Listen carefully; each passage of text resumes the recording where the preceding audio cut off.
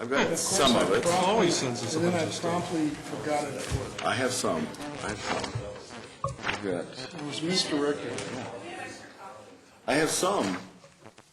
Not a lot. No, I don't. I have 3 total, I think. 5 seconds? Isn't that amazing? Sorry, One I guys. gave you earlier, or do you it over? Do you have to bring that up? Yes. What'd you lose? This is a special meeting of the Littleton Planning Commission on Monday, March 28th, 2011. And we have in front of you a draft agenda. Dennis, can we do a roll call? Commissioner Bakasett. Here. Commissioner Brown. Commissioner Coronado. Here. Commissioner Iteraria. Here. Commissioner Newfinky. Here. Commissioner Metcalf. Here. Commissioner Ranville. Here. Commissioner Samuelson. Here. Commissioner Stratopoulos. Here. We have a board. And Norm is absent tonight, so Dennis, can you introduce some of the new planning commission members for the Absolutely, next you bet. session? We have 3 that are here with us, and really appreciate them coming. They've been here to a couple of meetings off and on.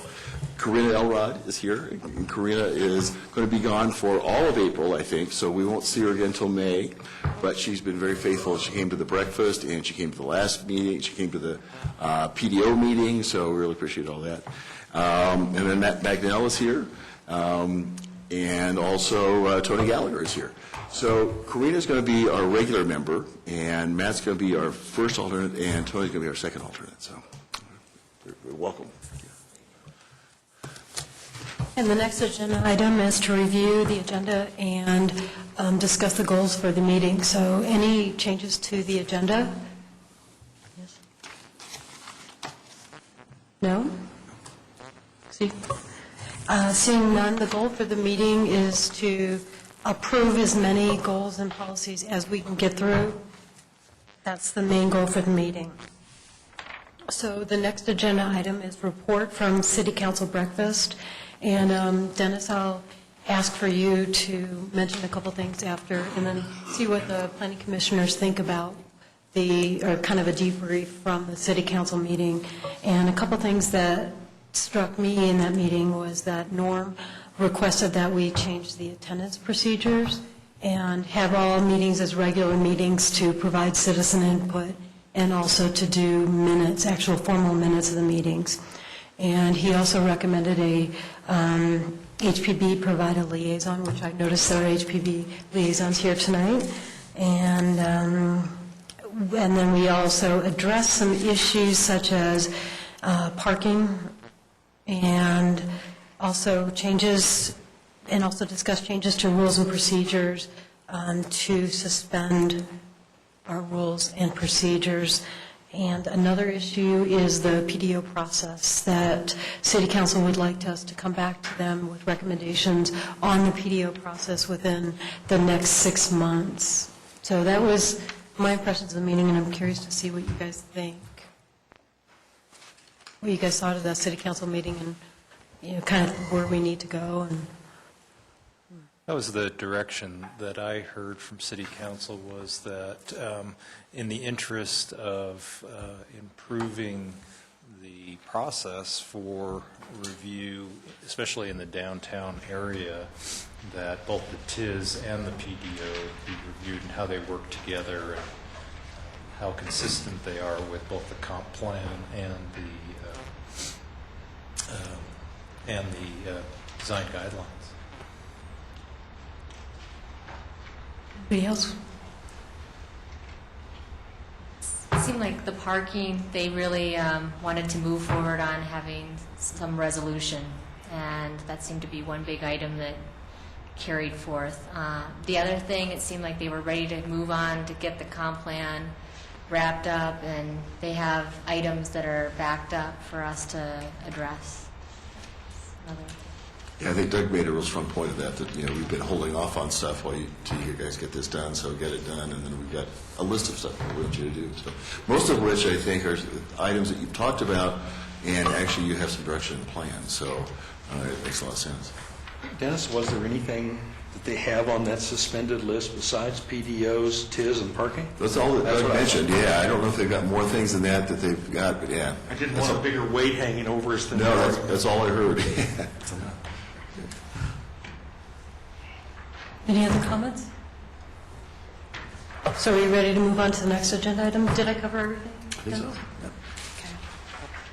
yeah. The next is an overview of the process forward.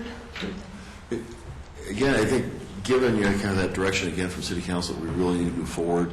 I think it's good to kind of keep in mind what's the end date. When do you guys want to have this done, and through City Council, and what do you have through Planning Commission? I think what we've been talking about is getting this done as quickly as possible, and the thought is that once you guys sign off on it, the Planning Commission signs off and says we are ready with this to go forward, that doesn't mean that it's a finished product necessarily, because what you're going to do is you're going to go out to public review, you can have review by HPB, you're going to have a process that then puts it online, and so you're going to start getting comments back on this thing. So you also then going to take it to public hearing before Planning Commission. Once you take it to public hearing before Planning Commission, what I would recommend is, rather than going back and taking the changes that are recommended in that public hearing, and what you've heard through the other public review process, is that you put together a memorandum and you say, okay, here's what we've heard, what we think needs to be changed to this, and then take that with this plan to City Council for ratification. The thought is that if we keep amending this, you amend it each time you hear comments, whoever reviewed it the first time is going to start getting lost. It's better to have a single document that can go throughout the whole process. The trade-off is that then you have these memos that are attached. Sometimes they're a little cumbersome in terms of actually how do you implement that. But and you can decide to go the other way, but I would recommend at least that we go with the idea that this stays the same, and you put together a list of what you want to change. And we figure out some kind of organized way to do that in terms of, here's how it's really clear in terms of what's changing. Yeah. Along the same lines, I guess I would recommend that create an appendix and not change this, as you say, with all of the, what either requested changes or whatever, and maybe just categorize them depending, based upon the strategies or the goals and policies in that appendix. And let it go with that. Okay. Good. So you actually take that forward to City Council. So Let them see the whole thing, okay, yeah. and then they can decide whether they want to amend it or. Okay. And I do think it's worthwhile for you, and I think you agree too, that those are, what goes in that appendix then would be what you, as Planning Commission, think is worth changing. So there may be some things that are recommended in the public hearing process that you don't agree with. So we've had that discussion, that's not what we heard, that's not what we were thinking. So some things you may not agree with and put in that memo, other things you may agree with and say, yeah, that does make sense. Is it really an appendix adding to the draft, or is it just a commentary noting the things that came up in the discussion? And if we have some, response to, they question why we did this, well, here's why we did this. I guess I was thinking of it more of a part of the due diligence of the public hearing process. So you're elevating it to something where they, even though you may not agree with their comments, but certainly have the right to say it, and we should have they should have the right for it to be documented if we didn't immediately or change the document, which we don't plan. Same as the survey results and the outreach comments. So what I'm hearing then, I think for both you guys, is not just what Planning Commission agrees with, but actually a list of all the comments, so then City Council can go through and say, oh, well, Planning They Commission. agree, they disagree. Yeah, Planning We don't have to Commission agree with recommended that. no, but yeah, we still think it's a good idea, so we're going to change it. Good. In the Okay. public outreach process. Right. Okay. Any other comment on that? I guess I would just throw out there that we should have this through City Council by June. I think just political reality and the reality of getting this thing done so we can move on says let's get it done and get it out of here. And then we've got, as Linda and everybody else said, we've got a long list of things that City Council wants you guys to work on. So parking being number one, I think, like Jenny said. And then I think the PDO process is up there as well. But Parking is the one that, at least from staff perspective, and what I think we might talk about too, is the one that probably is the biggest restriction for downtown and the biggest confusion for downtown. PDO stuff is cumbersome and problematic, but we can work around that. Whereas the parking, there's really no way to work around it right now. And so I think we don't have the direction out there that you might want to see. Okay, and guess what? We're 10 minutes early on our agenda. So the next agenda item is review the draft plan, outstanding issues and directions. And after talking with Dennis, one of the things that we thought about in how to review this process most efficiently is kind of go around the room and find out which policies, goals, or procedures that you're against, that you have some issues with, and that you would like removed from in a particular section. So we would take land use and urban design and then mark on the board which issues that we have against, and then we'll go back and then we'll start voting on them and kind of use that as a process so that we can get through these goals and policies. And at the end of that, we would take a look and find out what is missing, do we need to rewrite any goals, and kind of focus on what we have now today. And again, the goal is to get through as much as we can. And optimistically thinking that if there's something in here that you don't bring up as something you think is just absolutely wrong, you don't agree with the way it's written or the concept or the way it's being implemented, that then we de facto, there's agreement on that. And so hopefully we'll get a lot of things that there's agreement on and a smaller list of things that we need to go back and discuss. So, being very optimistic. So should we get started? Mm-hmm. Okay. So land use and urban design. Anybody who's got any objections to any of the goals, policies, and implementation strategies? Julio? The one I'm interested in discussing first and then possibly making comments to is the number 2 under land use. It's on page 13, the middle of the page. Okay. And the thought tonight, I think, Linda, was to not discuss these initially, but just go through and just identify them. Is that right? So we go through and identify right, and them. then identify them, and then we'll come back and discuss them. Okay. And under 2 is A through E. That's what I want to talk about. LU2E? Mm-hmm. Okay. A through... Oh, A through all of them. Okay, all the LUs. Okay. Mm-hmm. So do you have an issue with the policy, too? The policy is fine, but I think it needs some clarification. Okay. Okay. So just pull out the whole 2? Mm-hmm. Okay. Okay. And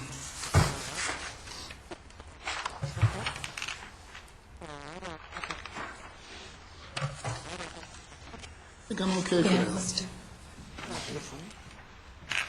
Well, the only other one, I think, under economic development, I created my own mind. Oh, wait, can we stick to just the land use and... Changing the rules on me again. You can say that.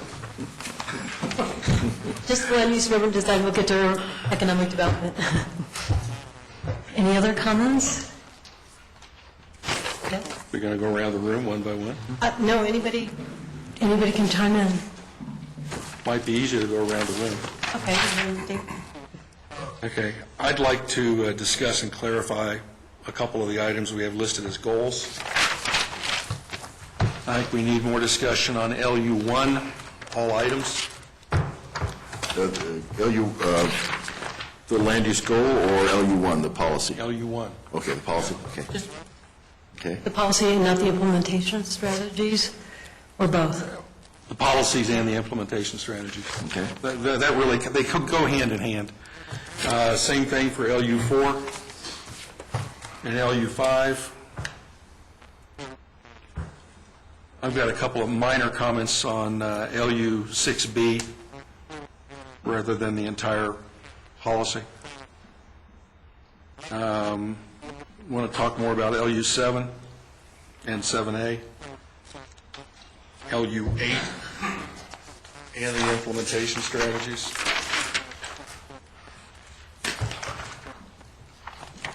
LU9 as a policy.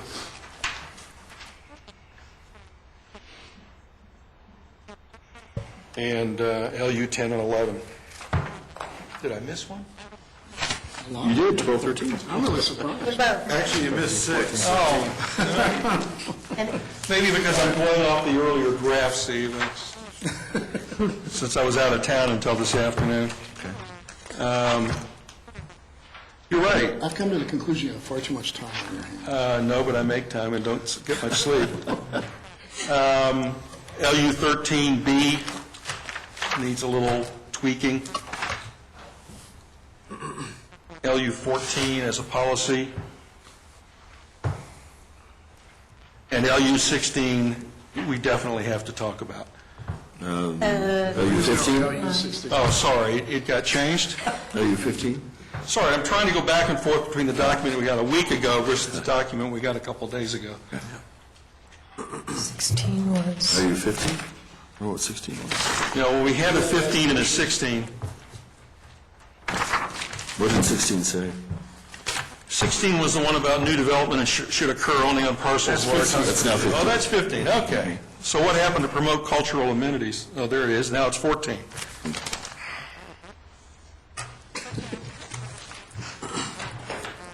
Okay, so it's the old LU 14 that got dropped. Okay. Connecting potential development east of the railroad depression.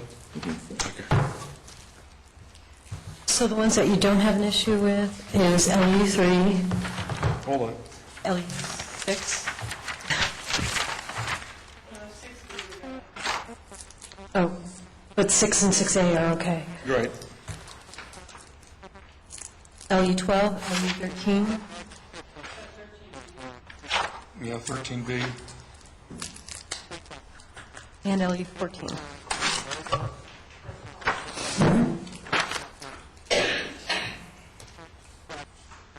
LU, 14. I did 12, I didn't think Not you- 14, 15. Okay.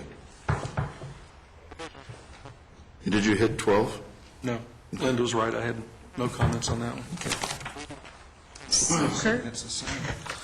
Just leave it back. Didn't leave us much to, now, I just had a couple of questions on LU1A, LU2, some question there, and LU13, and I'll leave the rest of this to David. Craig? Yeah, I've made my comments here, and I think they're mostly incorporated into here, so I don't have anything specific at this point.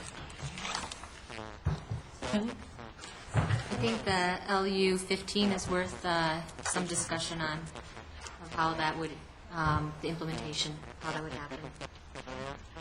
I have a procedural question. Is the plan to have the discussion today? Yes. Because if it's not, then some of the stuff I'll bring it up will be moot, since I won't be on the planning commission at the next meeting.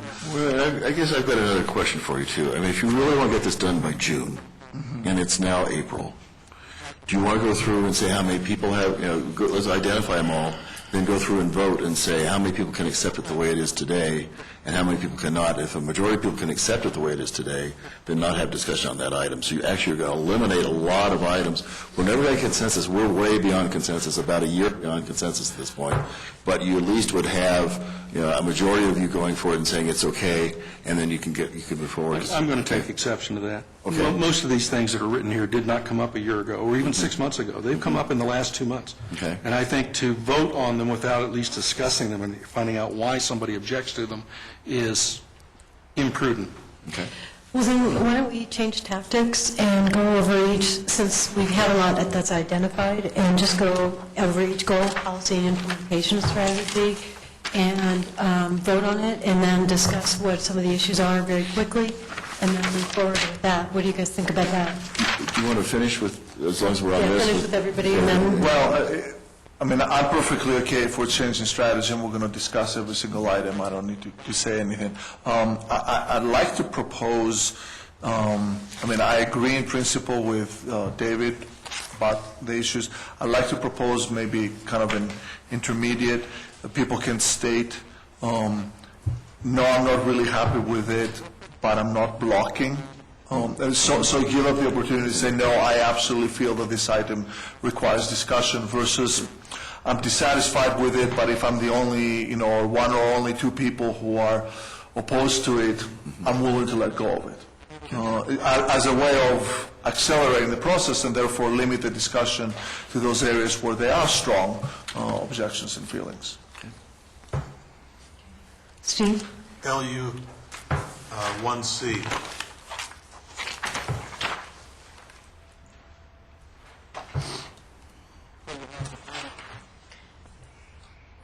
Since we've identified most of the goals, would you guys think we need to change strategies and just go forward and, briefly address and vote on the goals? What do you guys think? Yeah? All right. Let's start off with the goal for land use and urban design. The goal is downtown will continue to have a mixture of land uses that promote a vibrant Main Street, a strong sense of community. Downtown is a desirable place to live, a diversity of residents, and a stable business environment. All right, let's go with that. Comments real quick? I Jen? have just a procedural question. Is this, because I'm the alternate tonight,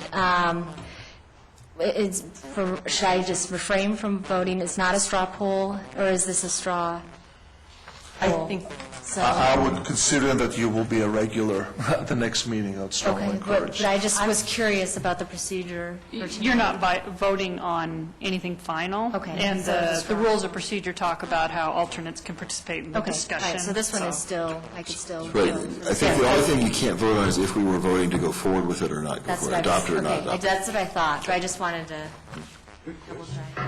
Yeah, and I really appreciate your votes, so. All right, so issues with the goal? None? Well, since I'm the one that raised the question, in general, I'm a little concerned about how a mixture of land uses promotes most of the things we're talking about.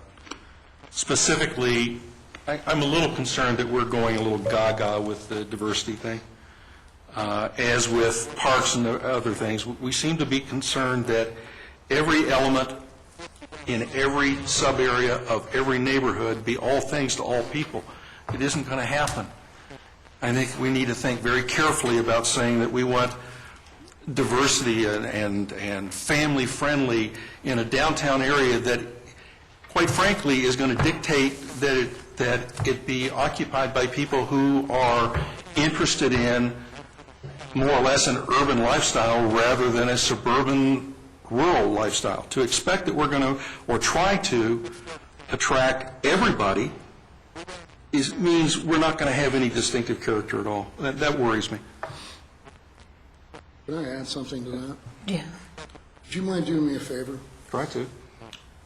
Look at your first bullet under this, and when you say vibrant Main Street, what kind of zoning category, land use category, would you use to complement that particular statement? Not a trick question. No, and I'm not shying away from it, thinking that you're trying to trap me, although you do a very good job of it. I think what we have now for most of the Main Street area itself, and I'm distinguishing Main Street from what we've crammed together as this polymorphous Main Street district. Don't backpedal on me, just answer the question. It's CA, it's mixed use. We're looking for a good combination of uses that will populate the downtown, the Main Street area, day and night. Bingo. Right. We're in agreement. It does happen. First time in 3 years. Pablo, do you have a comment? Or Jenny, you had a comment? Yeah, as much as I have, I think Main Street District has kind of been put together, I do want to emphasize more than just a vibrant Main Street.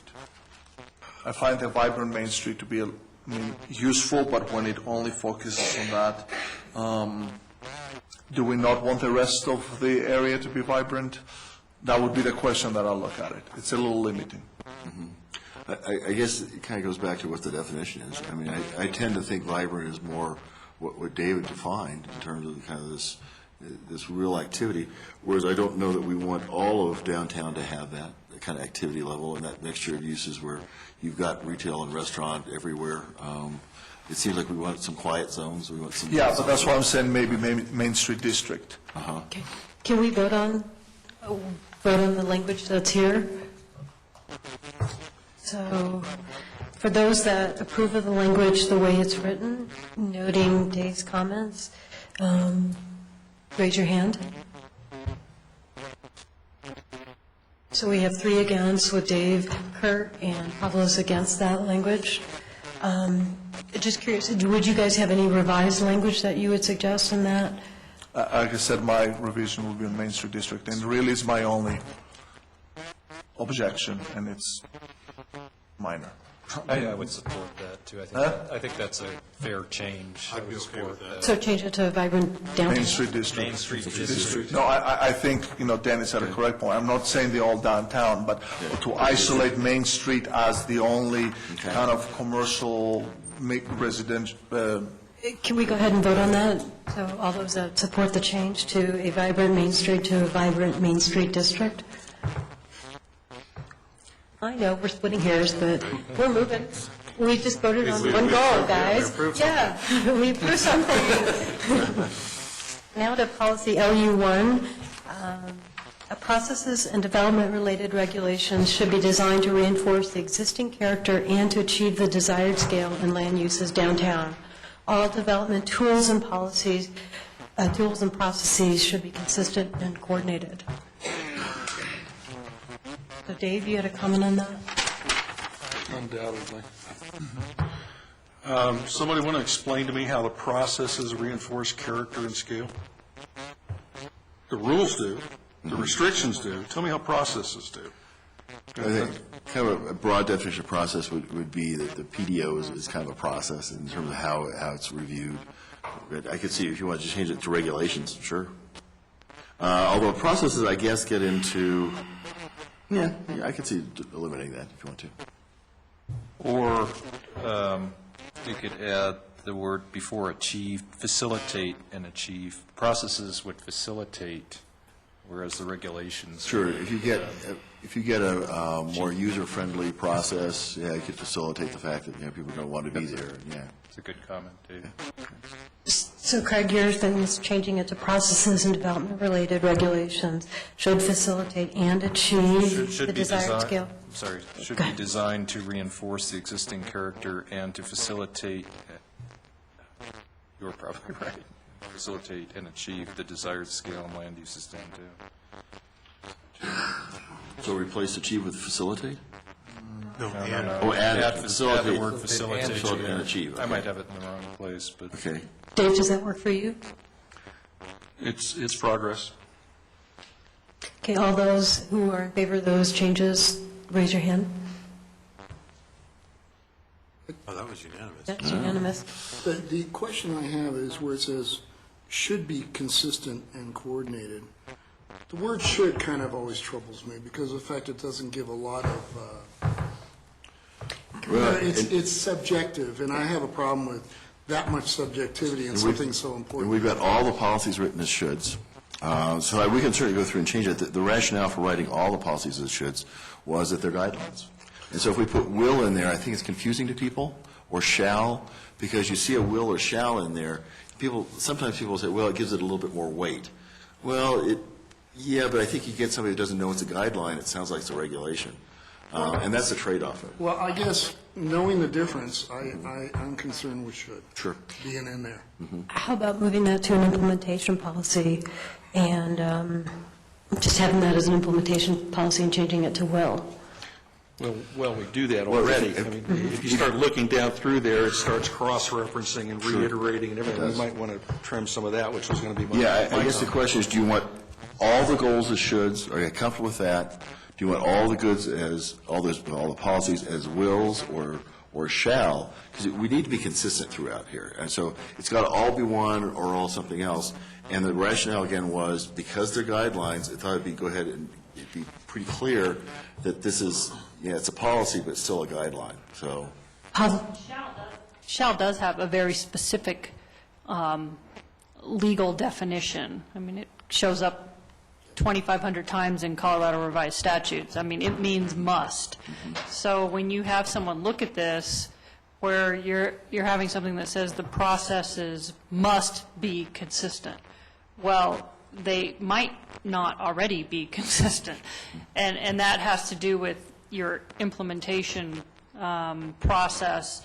I think you're going to create a document that is inconsistent in areas where certain things haven't yet been implemented, and you have an implementation schedule, yet in your document you have it must be this way. Well, we can correct that very easily by any time we encounter something like that, saying whatever it is we're referring to, zoning, design standards and guidelines will conform. I mean, let's face it, most of what we're calling for in here is fairly generic and general anyway. It's not real specific. Very rarely are we saying, you shall limit this to 30 feet, you shall do this. We're talking about some pretty generic concepts that can be debated as to what they really mean, reinforce existing character. What does that mean specifically? Suzanne, are you recommending that we keep the should be consistent, or are you changing to? I mean, I think should is more consistent with a comp plan, but, I mean, if you want to do shall, I just agree with Dennis. I think it's confusing because you have shall in a document that is not binding in that way. I mean, shall implies a duty, a must. Pavlos and Craig? I'll slightly revise on the basis of the legal advice. My concern is that we keep referring to this as a guideline, and while I know it's not a regulation and it's not an ordinance, my understanding and my intention has always been that this is a little bit more than a guideline, and I want to reinforce that a bit, that this is actually an instrument that we take into consideration when we're making the decisions. It is absolutely an instrument that is referred to anytime a rezoning application comes ahead, and I'm worried that we've done all this process, and we'll write a document that effectively says, well, you know, it would be nice if you kind of sort of maybe feel like it to think about doing this sometime in the future. And I want to give it a little bit more emphasis. I don't like the word will, because maybe it will happen and maybe it won't. I would have advocated for shall after the clarification that the city attorney provided. I'll back away from that. But I just want to voice a concern that we give that document, if not legal teeth, at least it should be a strong document. Well, I think you've got that other places. I mean, you've got that throughout that said you have to refer to the zoning. The zoning has to be consistent with the comp plan. Yeah. All these things. So, and then you get into the implementation strategy, and those are declarative statements. Yeah. You review, you establish, you encourage, you continue. So you get your declarative statement there, whereas here you're really more consistent with this is a guideline, and yes, together we really work hard to implement these things and implement the vision. But the reality is, it's not a regulation. And I understand that. I simply wanted to kind of reinforce that it should be more than just kind of a And it may wish. be more in the introduction or someplace else, and we could beef that up if you want to do that. So. I mean, I will say that just glancing through it, I mean, you use will places, you use should places. I mean, maybe just as maybe the commission just needs to decide which term it wants to go with, because you do use will when you talk about sustainability. You use will when you talk about trails and connections. So throughout the document, it looks like. We do include. Okay, we shouldn't be. If we're including will, it's a mistake. It says parks will provide opportunities. Oh, in the goals. The goals say that. Yes. The goals say will. Yes. The goals are wills. The policies should all be shoulds. Yeah. And the implementation strategy should all be declarative statements. So every goal should be a will. Okay. So. If that's your clarification, I understand. I guess the only thing I was concerned about is because we're dealing with the land use portion of that, and from my standpoint, it is more, this particular section to me is probably the most important one, because it's the area that you're going to use for, I think, more future thinking and decision-making than you will some of this other stuff. And saying that, that's why I was saying that this needs to be stronger. That's my only comment. I'm perfectly fine with keeping it as should. I believe this is a vision document, and I don't really feel that it's wishy-washy. In most cases, there are a couple fine tunes that need to be done, but as a vision document that's going to become policy as it's adopted by council, and being consistent in the way that Dennis described it, I'm fine with it. I'm going to add two things. Number one, when my wife and I are talking about our kitchen remodel, she doesn't tell me there should be a place for her to be able to sit down and work. There will be a place for her to sit down and work. Okay. Secondly, That's a regulation. Secondly, if we're talking about the zoning will conform, zoning and the procedures, whatever, will conform to the goals and the policies of comp plan, I'll remind you that council has the last word on this. And if council says, no, they won't, then quite frankly, we need to make the two of them conform. If that means we change comp plan instead of their being willing to change zoning, we'll do that. But don't hedge on this. It either is consistent or it isn't. Well, can we take a vote on the should? Does everybody agree with just, for the time being, the word should is okay? So for those who agree? Just for the policies. Just for the policies. 2, 3, 4, 5. And Pablos. So Dave and Julio are against the word should. Okay, so can we, Julio, how would you strengthen this? I didn't have any troubles with the wording. I just think what it does, it says, all development tools and processes that should be consistent and coordinated.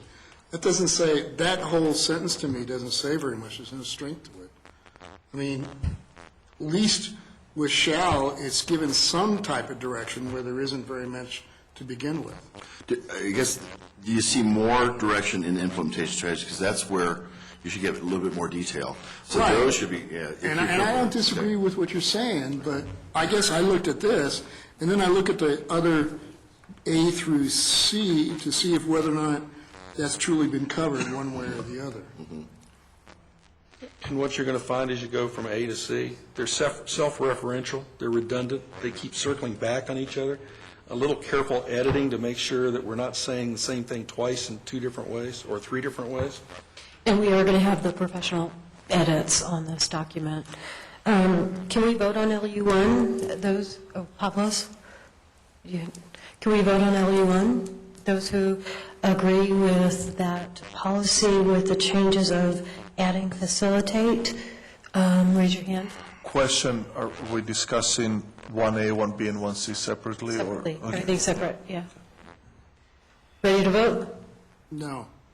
Nope. And the reason why I'm not is because there's very little direction.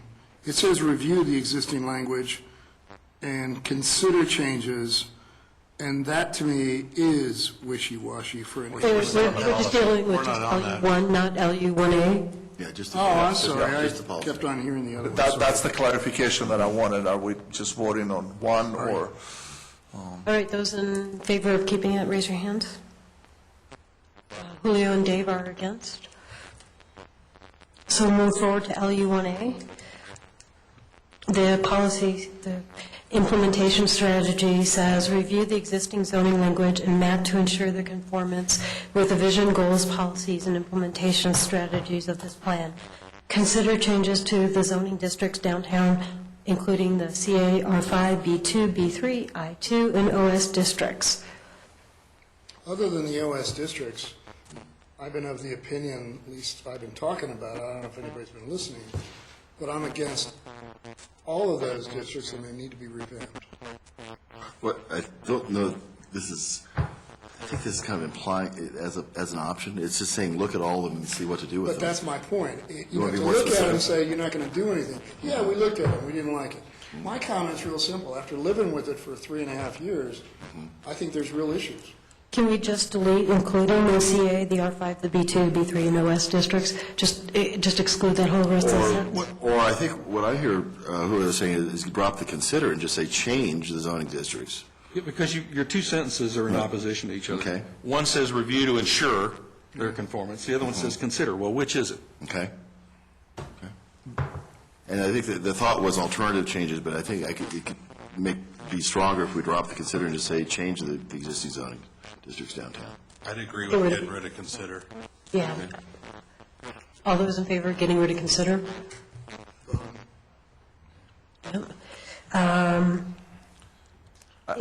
May I suggest, I mean, it's not just getting rid of consider, there's a way that can be written a little bit.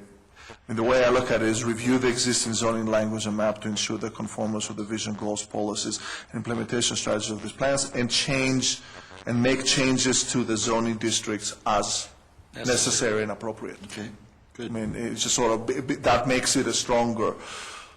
It says, well, it doesn't confirm, and we consider it, but we don't really want to do it. Yeah, as necessary and appropriate. Is that addresses some of the stuff that Julio and Dave?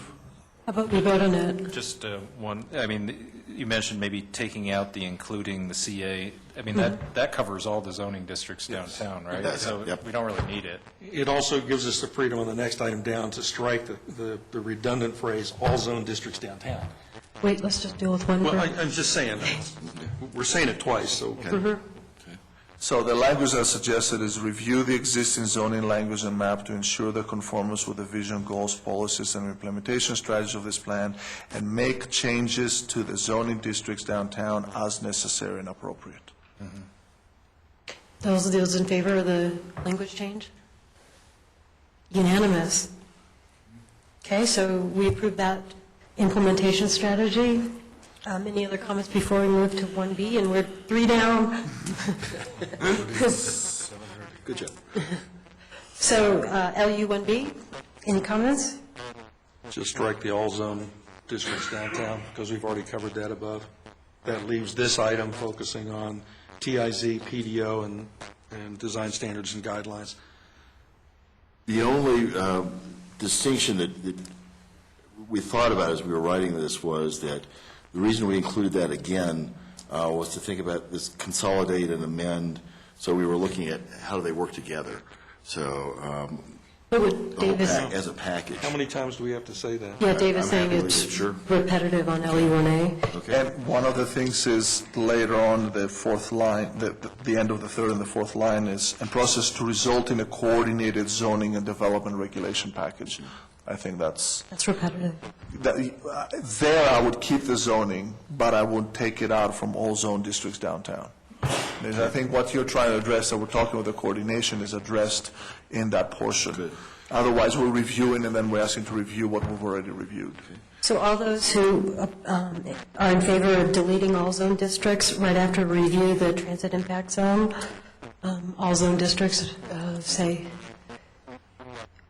no? 7-1. Yeah. With Craig against? So Pablo, so you're suggesting that on the second sentence? No, I was just commenting that Dennis' concerns about including zoning are addressed by the fact that it would result in a coordinated zoning and development regulation package, so we don't need to say it, Rod, so. Okay, and that was my concern, too, is that perhaps even at the end of that first sentence in LU1B, that and as it relates to zoning districts downtown could be somehow included in that, just the wordsmith. But if it's included satisfactorily in LU1A, then I think. Well, specifically what I'm saying is if it reads review the TIZ, the PDO, and the downtown design standards and guidelines, and then says consolidate and amend this and the other downtown related regulations and processes to result in a coordinated zoning and development regulation package, we are definitely including zoning in the consideration, in the consolidation. It's just sort of we're not asking for zoning to be reviewed again. Okay. That's all. That makes I sense. know this is backsliding, but I'm going to ask a question. The last clause in there requires design review for all significant revisions to downtown properties. Right now, Suzanne, residential properties downtown don't require that review, right? Even under TIZ? It's only commercial properties? I mean, I suppose a residential could come in under a PDO, but Well, no. if it did, yeah. Right. If it doesn't. I don't think it does. Because this implies that any changes any revisions to any properties downtown are going to come under review, and they're not. Single family is the one that really doesn't right Yeah. now, so. So is this redundant? I mean, that's And all smaller. implied in the zoning. Well, and I thought that section and requires design review for all significant revisions to downtown properties. I thought that was kind of alienated from that previous clause, and it really didn't make sense to put it here, and it should be either a separate implementation policy or, just deleted. And the intent for that significant revisions was to kind of get to what Dave was saying. It wouldn't include less than 500 square foot. There's a threshold now for what's reviewed and what's not reviewed. And the thought was this would be similar to that you wouldn't want to have to review every little minor detail. What we're really trying to do with this is make sure that all these other regulations and standards conform to comp plan. We don't need to go into the nitty-gritty of which ones have to go for review under which terms. That's there. And this could be confusing. This implies that everything, including residential property downtown, So would you delete it? I'd delete the whole clause. Okay, all those who are in favor of... Can I suggest another thing is that if we're going to, basically, are you asking that we put a period on that response to this plan, period? Okay. Can I offer as a friendly amendment that conforms and responds to this plan, period? We have the, on 1A, we have ensure that conforms with the vision and goals, but here we Just don't. change response to conforms. And I'm okay with that, too. Okay. So what we're voting is that we're changing response to conforms to this Read plan. it the way you want it in its Okay. entirety. So, review the transit impact zone, tis the PDO process and the downtown design standards and guidelines, period. Consolidate and amend this and other downtown-related regulations and processes to result in a coordinated zoning and development regulation package that conforms to this plan, period. All those in favor? Unanimous? Number 4. The next one is LU 1C. It says to establish sunset provisions that apply to all rezonings and development approvals. If development has not started in given timeframes, City Council can, at its discretion, extend the timeframes, rezone, and/or withdraw the development approval. And I recognize we haven't discussed this before, so... We've mentioned it, we haven't discussed it. Yeah, this is one that Linda and I had added when we went through making our adjustments to this. And where I've got an issue with this, that the way it was rewritten, was there was also another part of it that was stated, appropriate sunset or periodic review provisions shall be part of every PD zoning development agreement. Saying that it shall be part of the process now. And then with that, then council can, at its discretion, that I think a little bit of the strength that we created with that got watered down in the between then and now. Do you want to read that one more time, Steve? Appropriate sunset or periodic review provisions shall be part of every PD zoning development agreement.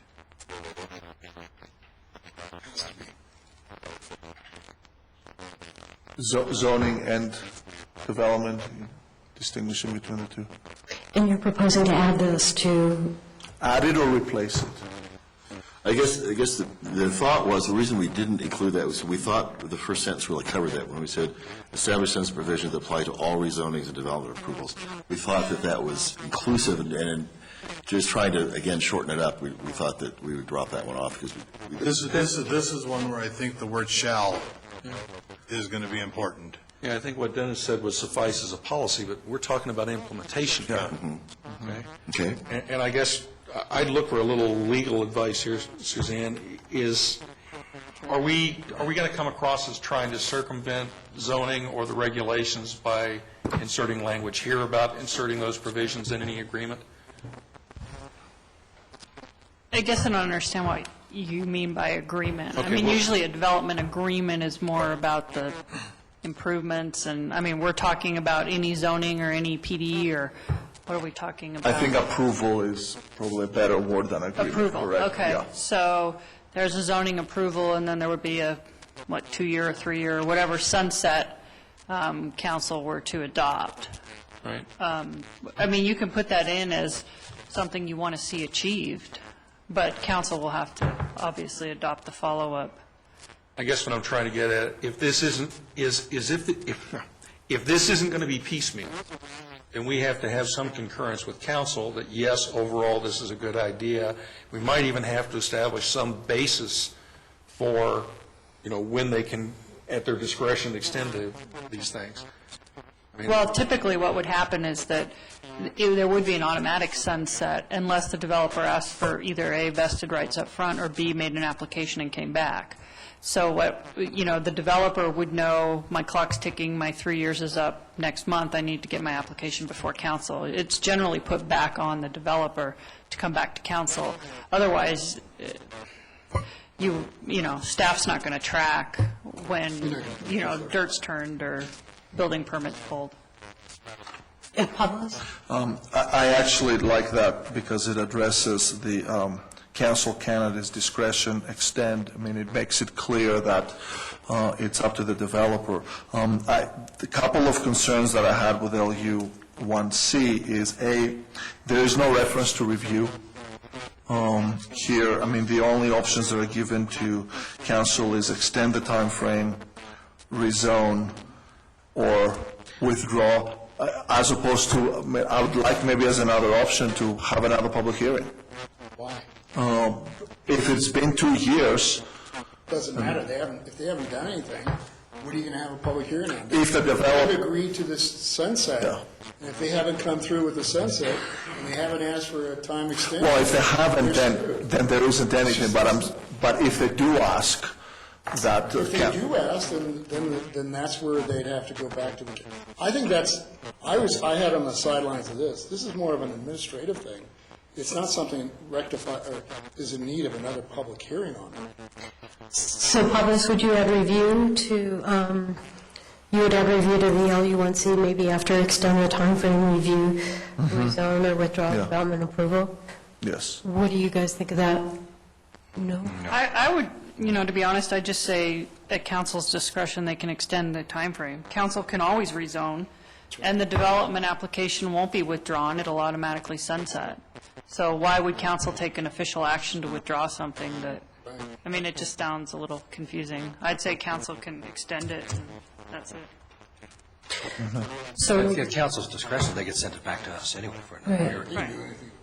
Yeah, and that kind of is my other question. Do we want to leave it, PDOs come in front of the planning commission has the final say. If it is a PDO that has sunset, should that go to council or should that come to planning commission? It would seem to me that it should be the decision of whatever body made the decision to begin with. Well, I have a newsflash along those very lines. I went to the city council meeting, and the city council is not interested in us doing the PDOs anymore. They want to see the PDOs. Right. And not even come to the planning commission. Please, So you can start smoking on that one. Or see them disappear altogether. Go back to the language then for 1C. Do we want to change the language to say establish sunset provisions that apply to all rezonings and development approvals? If development has not started within a given timeframe, city council at its discretion can extend the timeframe. So get rid of all the language at the end of the sentence. But Steve was looking to But that- restore his language. Right. Yeah, I'm okay with on how you're ending it there, but I want a little bit more strength back to the beginning to where So we add the appropriate sunset sunset. provisions shall apply, or, That automatically apply? yes. Because that was Suzanne's term, shall automatically apply. But if we say appropriate sunsets shall be part of every PD zoning, that should Yeah, automatically we apply. can let staff wordsmith that, I think. We've established the principle. My only question is, okay, we're saying establish sunset provisions and incorporate them in the documents. What other sunset provisions? Are they going to be developed later? Are we going to say 2 years, 3 years? Does it depend on the kind of approval we're giving? Are we setting the standards, or are we just saying, okay, we're going to have to do something about this? Well, you've got, in your implementation strategy, in the summary, you've got a time frame. So we can look and see if that's the time frame you want, or if you want to change that. If you look back here, on page 22, there's a time frame, a duration for each of those. So, for example, on LU1C, currently it's calling for... Well, that's giving a 24 time months. frame for when we get around to setting the sunset. Oh, I see. What the I'm sunset saying- provision is. Right, Gotcha. what do we have in mind for a sunset provision? Good point. And should it vary depending on the kind of rezoning or development application we're hearing? I mean, we haven't talked about it. It sounds like we're generally in agreement that's a good idea. The feedback we've heard from council is it might be a good idea, but shouldn't we actually do something about it instead of just saying, we need a sunset provision? Wait 1 second, Pavlos. Can we vote to whether we think it's a good idea for the whole planning commission, just the concept of a sunset provision, provided we define what a sunset provision is? So, 7-1. yeah, Kurt? I'm sorry, Kurt didn't vote for it. That's all right, so. it's fast. Pavlos? Details will be resolved. My understanding is that the actual establishment of a sunset provision would require city council action, correct? It would, and it can be very complicated, because are we talking about you have 1 year to file it, you have 2 years to pull your permit, you have X, I mean, it can be tiered. And so I don't know if you really want to get into it right now. I really think it's something that you would have to study. I mean, That's kind of, it's simple, but my point is that here we are describing an intent, and the actual action of establishing this is going to be an entirely different agenda item and conversation. And to define that in the comp plan is But from the premature. standpoint of going to the public and having this document, you could say not longer than 5 years. And then you send it out there, and then anybody under the sun who reads this or comments on it could either agree, disagree, or throw in their own number. All right, wait, let me propose this. I recommend that we have staff take the suggested language from Steve and Pavlos and come back with a rewritten LU1C. If I can offer this as a general criteria for where I'd like to think we're headed, we're not really worried about, okay, nothing happens with it for 2 or 3 years. We're definitely worried if nothing happens with it after 10 years, and in that time, conditions around that area have changed that would make what was approved in 2011 inappropriate for the general area in 2021. So the question is, how far do we go between 2 or 3 years where it's going to be inconsequential, and 10 years where it might be consequential? And do we want to put the time frame within the comp plan, or is that something that is part of the implementation itself? And I would suggest that's probably part of the implementation, where they would come back to the planning commission and give us... Yeah, I was just trying to establish a basis for some kind of criteria when they go back. I mean, if we're going to delegate this to staff or somebody, let's give them some criteria so they know what we're looking at. And, it may be staff drafting, but it's going to have to come back for adoption, so I have all that discussion. But I think, are we all in general agreement that we're talking about a period of no less than 5 years and no more than 10? As just sort of, that's the range where we begin to get a lot uncomfortable? I'm uncomfortable anything more than 5 years, even that long. If a developer's not going to do it in 5 years, he's not going to do it. Yeah. Okay, and that's kind of what it is. I mean, for me, it was 3 to 5, but... Now, he can extend it. If he has, you say we had it up to 5, and he says, well, the economy went sour, blah, blah, blah, has all, and everybody can agree. So, let me say this. So do we want to include 5 years as part of the direction for staff to take in rewriting this provision? I'd say we decide that later. Yeah, I'd say Okay. decide it later. So let's move forward then.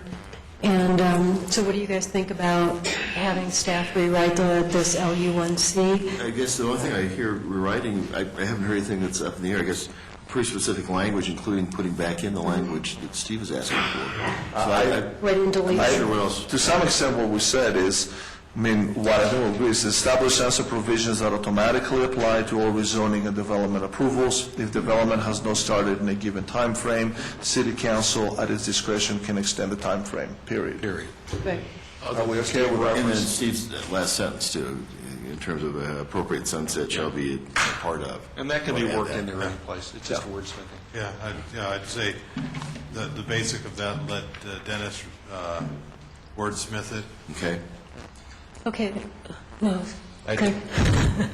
It would be nice to bring it to closure tonight, because we're You not going would. to have the benefit of some of the commissioners at the next meeting. So how- We're close enough to, I didn't really see any major issues with I this. say we vote on Pablo's period at the end of, Yeah, okay, so everybody voting on what LU1C as Pablo's mentioned? So Julio and Dave, I'm not sure what we're voting on. we're voting on the first part of LU1C, saying establish sunset provisions that apply to all rezoning and development approvals. Development has not started within a given time frame. City council can, at its discretion, extend the time frame period. Ignoring Steve's. Ignoring my No, shall. no, we're going to vote on this first, and Yeah, then... and then we could add that, yeah, I don't know. So all those in favor of that? Or at least having that, yeah. Okay, Dave is against. I think it's very easy to modify that first Yeah. sentence to show Shall that the apply. language will be incorporated in the agreements. Put the word shall right before apply. Shall automatically apply? Well, So if we say, I mean, that's why I had put the word automatically, that automatically. I had shall written here, I thought that's, Okay. I'm sorry. Yeah. Establish sunset Pretty provisions much that shall apply. All rezonings and development approvals. and incorporate such language in all rezoning and development agreements. That's really what you were trying to get. Yeah. So that's what I'm saying. You can modify that first sentence. Adding on at the tail end after you've gone on about city council, it gets And I'm kind of silly. personally okay with, I think Dennis, you got what it is, and you'll bring it back with a minor tweak. So we're going to add shall and other changes there? And does that, Steve, handle what you wanted to look at? I heard a distinction between approvals and agreements there, and I think, I tend to agree. I think it was Pavlos who said approvals is probably a more Yeah, appropriate term. approvals is good. Yeah, no, the term, I think use the term approvals wherever you said agreements. Something tells me between staff and Suzanne, they can Exactly. get that worked out. Okay, if I've got it correctly, then what we're doing is we're saying establish sunset provision that shall apply to all rezonings and development approvals and incorporate blah, blah, blah, blah, so it's that language, and then the second sentence stays basically the same as it is. Right. If development has not started in a given timeframe, city council shall, at its discretion, extend the timeframe period. Yes. Can at his discretion. Yeah, can. Can, I think, Yeah, yes, the can. second Okay, can at its discretion. Those in favor? Raise your hand. Is everybody? Yep. Got language done. Guess what? We finished one whole policy. Think carefully back over the last 12 months, and then pat yourselves on the back for that. Yeah, I think so too. All right, so LU2, the land use in the Main Street District should continue to be commercial and residential. And so let's just take that component and talk about it. Julio and then Steve. What I was going to say is dealing with the fact or lack of description. I look at the Main Street District. I agree with it should continue to be commercial and residential. However, when I look at the entire Main Street District, which is all that red area below, I'm looking at redevelopment. And I was hoping you're going to put some kind of word of redevelopment in that area, even though it could be alike to the commercial and residential, but redevelopment has to be put in. Okay. And where are you going to put it in there? You have A through E to play with. So you're suggesting as another implementation strategy to add redevelopment? I was trying to find where one of the existing strategies was really referring to redevelopment, but I didn't feel comfortable enough to say that we're 100% sure that redevelopment was really talked about. So I'm asking for clarification. It's not really, And I think to Talk just a little bit more about what your intent is. Yeah, I'm a little, Well, the bottom line is this, everything that we have that's going to change, which is, this is all the Main Street district, everything that's red. And so that being said, I want to just say that I truly believe that you need to have, things are going to change here. This is going to be the new incentive area for the downtown. And things are, the existing structures that we currently have along Alamo and Curtis and Rapp and all that other stuff are subject to change. And if you don't you have a redevelopment, I don't want to call them a department, but you have a redevelopment council? Authority? Riverfront's the one we have. Well, I thought the one that Joe Hammett and I thought. Oh, we're in the housing authority.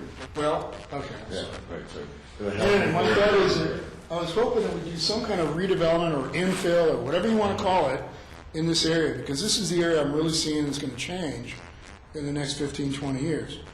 Because we said, we do know that things are going to happen here, but not in the same magnitude, because this is going to maintain that vibrant downtown area and everything else in the land use goal, and this is where it's going to be and kick off.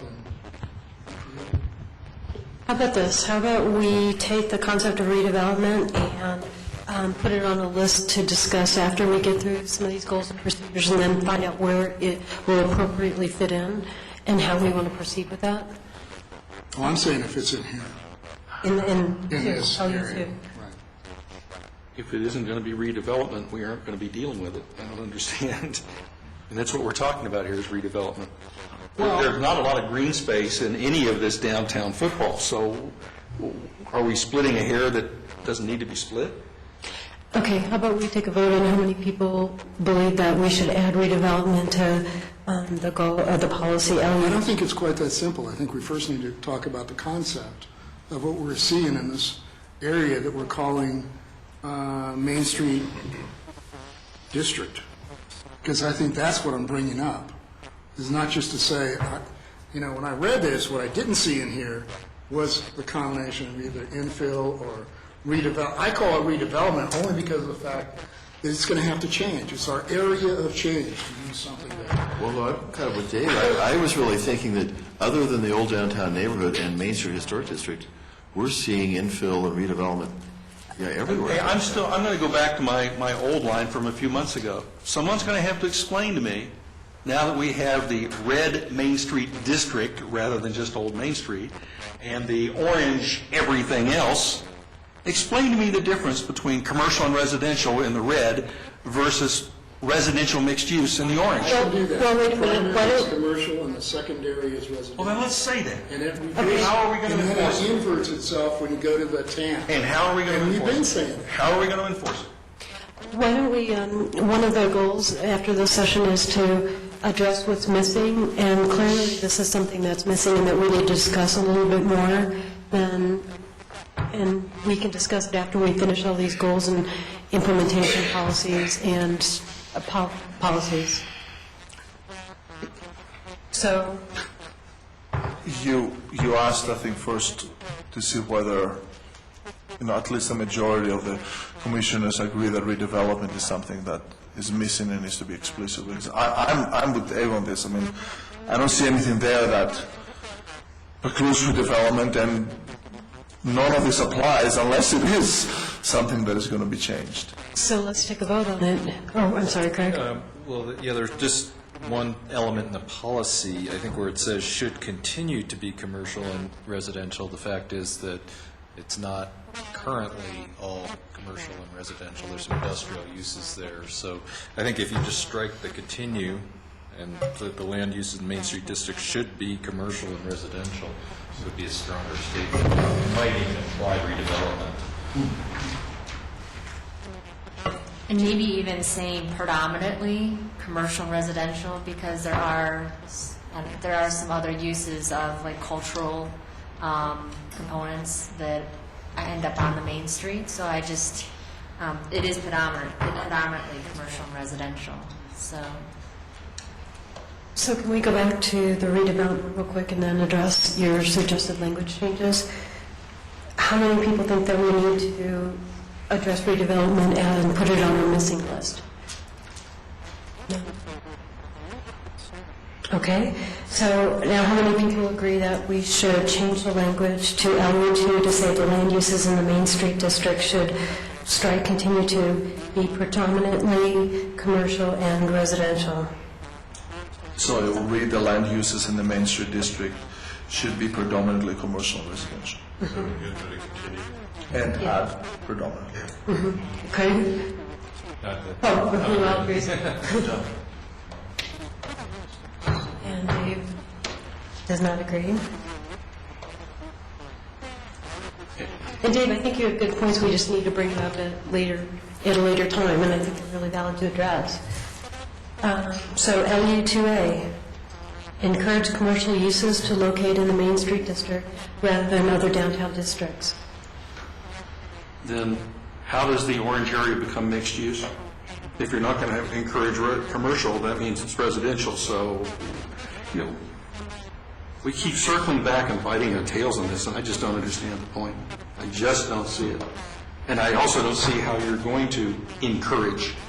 What, you're going to have DRC say, hey, you don't want to put your office building up north of... When you get into parking, you could have different parking requirements, you could have other incentives built into the zoning or... But my question is why? Why are we trying to push it one way or the other? I mean, tell me why Nevada Street around Littles Creek is a more attractive area for a commercial development than up on Prince Street by Powers. I don't see it. I guess the discussion we've had today was that they have areas that have kind of distinct character, and that's part of that character is that little variation of use. I guess I'd have to say that one of the things that we've been trying to do is we've created, where the R5 area, we said, no, we're going to protect that, and then when we started talking about the mixed use area, we know that we want mixed use. We know that we said in the past that we want primarily residential and secondarily, and that's, I don't think we even got to that. I think we said mixed use, but in reality we said kind of like high density residential. And even saying that, well, that's where that is. But the red area, even though it's, and this is the one land use, policy that really addresses that in my mind. So if you're going to create the incentives for downtown to prosper and to be more alive and vibrant, that's the area you're going to have to see more of those changes, because that's where the economic development engine is. You don't get economic development engines through multifamily per se. You got to have the commercial balance to make it happen, and I guess that's what I'm saying. To me, that's a stronger area that really needs to be looked at and promoted. Okay, so we're assuming that we're at least a majority in agreement that that's the way it ought to be. They're both mixed use, but the red area is more commercial, the orange area is more residential. So where are or what are those incentives that are going to accomplish that? Well, how would you change this goal to reflect more of what you're saying? For the implementation strategy, sorry. I don't think anything I could say is going to make any difference. Everybody's made the decision about the red zone. We've crammed Main Street, Alamo, Prince cutting through each of the two districts, everything south of Alamo to Church into one zone, even though the building forms are different. HPB's requirements and expectations are different. Locations of buildings relative to property line and street are different. Siting of buildings is different. The form of buildings is different. The uses are different. But we're saying it's all one zone. Okay. And I don't see how you can do that. And I'm asking, if we're saying we're going to create the incentives, great. What incentives will make a business choose Nevada behind Libby Bortz over a very visible site up on Prince, north of Powers? Pablos? Just to move things forward, I move that we strike LU2A. I'd like to. Any other comments? So the motion is to strike LU2A. All those in favor? Those against, Jenny and Julio?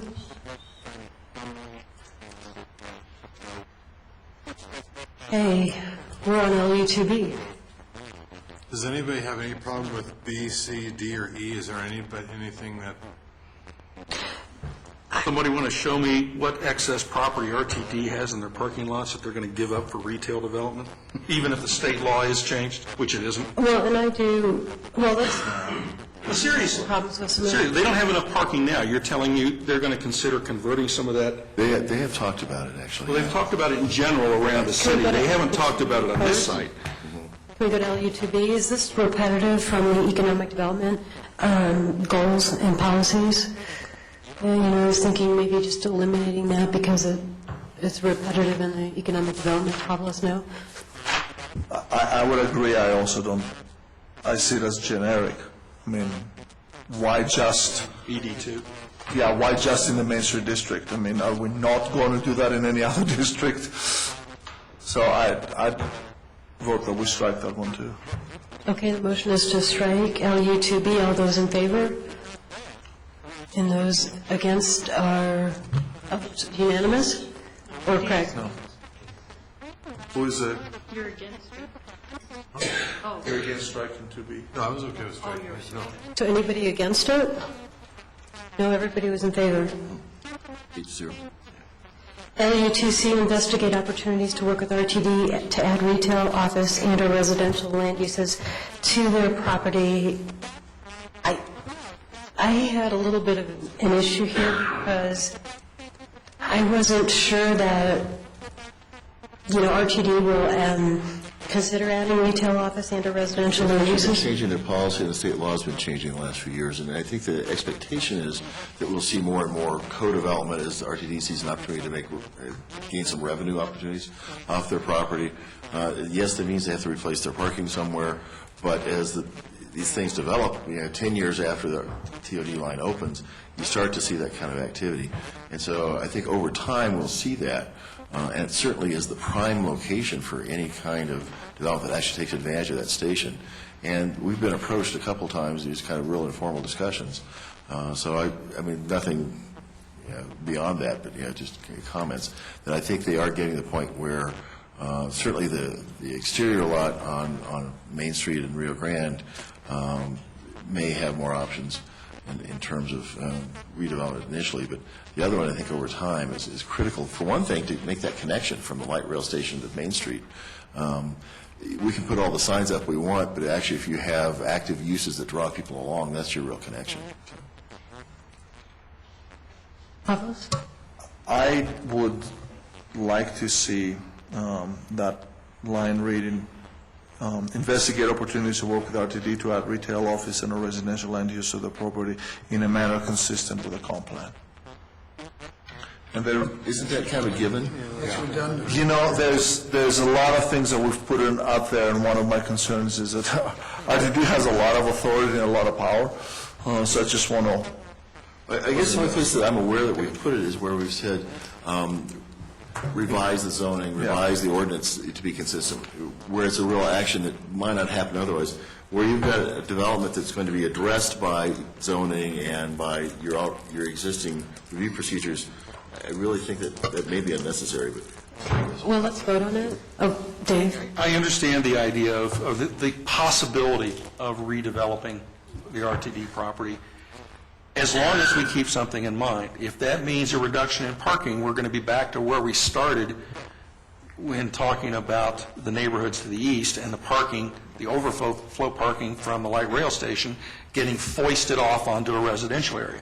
So if these opportunities include finding a way of jointly solving the problems of parking for downtown and RTD. You might want to add that in there. It's certainly a given for RTD at this point, but you might want to add that. That would be a major criteria for me, is it's going to have to be a mutually successful opportunity. And just letting RTD talk the city into putting a big parking lot over in the flood zone on the other side of the railroad tracks is not my idea of successful for the downtown area. Well, what about adding investigate mutually beneficial opportunities? Well, just throw something in there that addresses the parking. I think you actually had the language earlier, so... Yeah, and I don't remember what it was. Well, I don't either, so... Go back and watch the video, I guess. Got to vote on some language tonight here. So why don't we vote on Pablo's suggestion to add in a manner consistent with the comp plan to LU2C? Well, and I think actually to some extent what Dave is saying becomes a little bit more specific. Right. And more while I'm looking at it, again, I'm just concerned RTD is a pretty big authority and it has a lot of power, and just want to make sure that they do something there that is not going adversely. Yeah, as far as what kind of businesses they develop in there, the implication is it's going to be consistent with comp plan and zoning and everything else. We're not cutting them any special deals. The only thing I was wanting to make sure of was that we didn't do anything with them that is overall detrimental to parking in the area.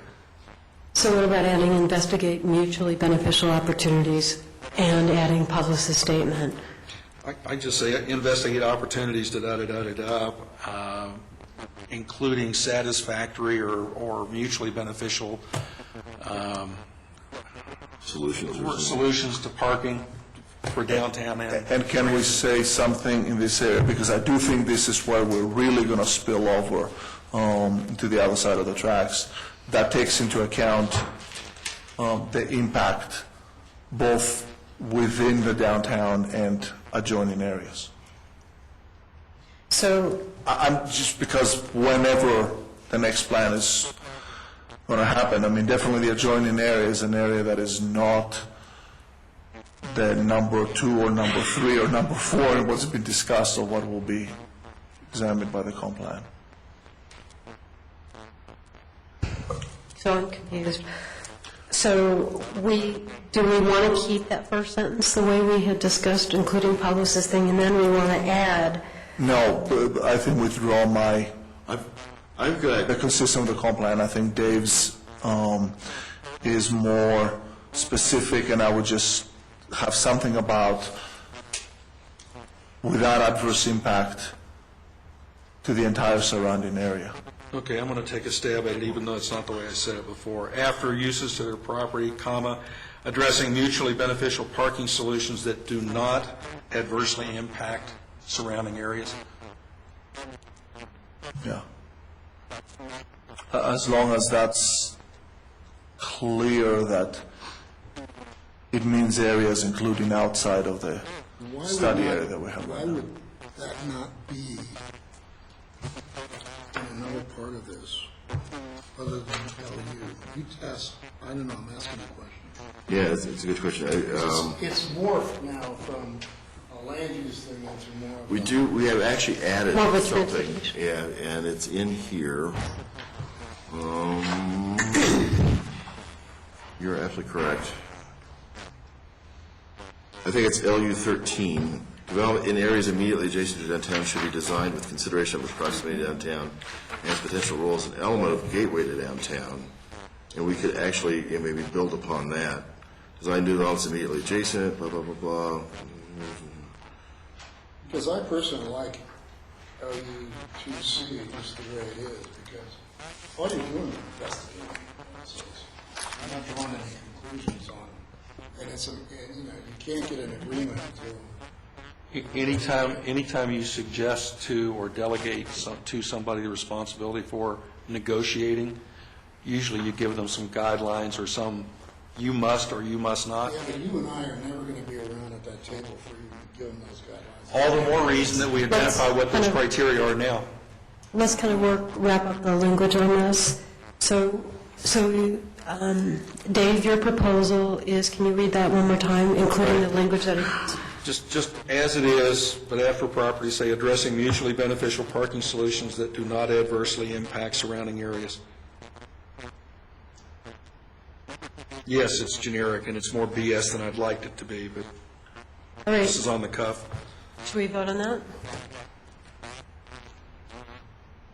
Those in favor? Julio and Steve are against.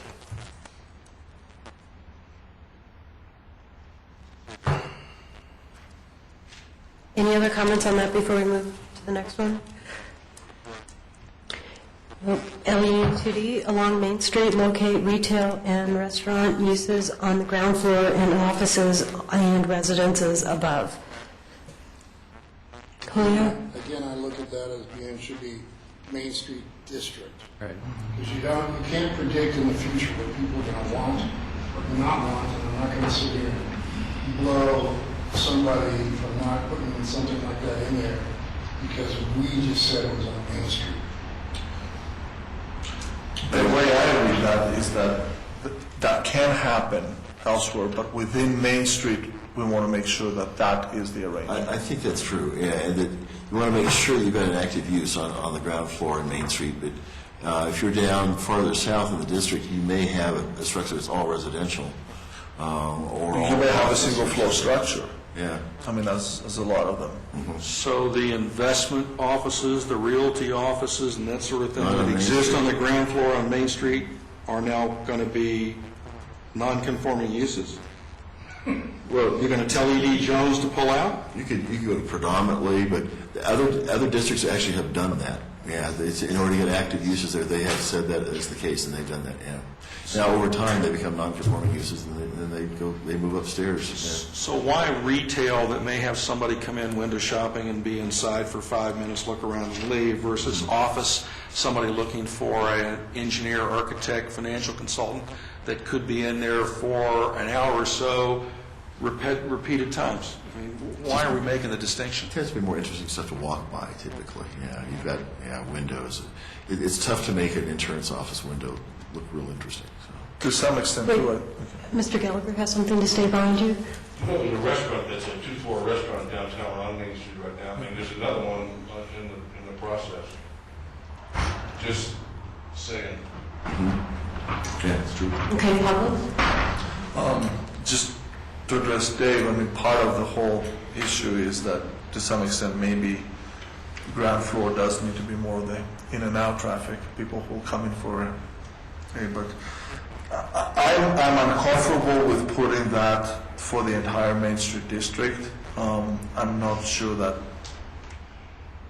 it's only for Main Street, but I don't think it's for the entire district.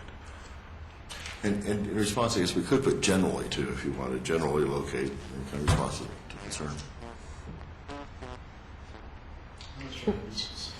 Yeah. Well, our policy does say Main Street District, so it doesn't really... Well, So, this implementation says specifically Main Street. Yeah, this is within the district. How about this for rewording?